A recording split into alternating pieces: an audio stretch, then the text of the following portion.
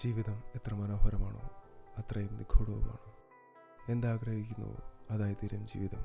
പക്ഷേ പലപ്പോഴും എവിടെയാണ് മനസ്സ് വയ്ക്കേണ്ടത്, എങ്ങനെയാണ് മനസ്സിനെ പിടിക്കേണ്ടത് എന്നൊന്നും അറിയാത്തതാണ് പ്രധാന പ്രശ്നം.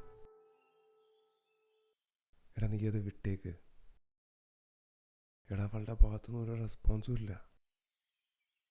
എന്താടോ, എപ്പോഴും നമ്മൾ വിചാരിക്കുന്ന പോലെ നടക്കൂല കാര്യങ്ങൾ.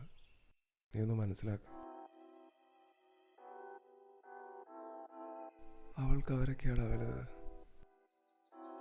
അവളെന്നെ വേണ്ടെന്ന് വെച്ചാ ഒന്ന് നിർത്ത്. കുറെ നേരമായിട്ടാ കത്തിപ്പോണ പോക്കണ്ടല്ല. ഇപ്പം മൊത്തത്തിലങ്ങ് മല മറിക്കും.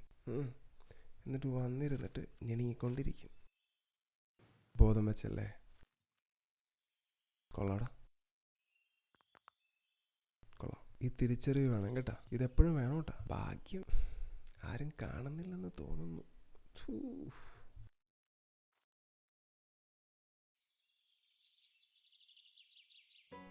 എന്തും മനസ്സിലാക്കാം, പക്ഷെ മനസ്സിലാക്കിയത് പ്രാവർത്തികമാക്കാനാണ് പാട്.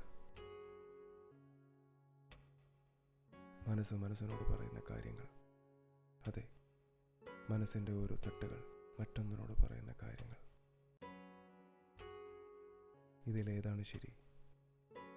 എവിടെയാണ് ഞാൻ? അറിയില്ല.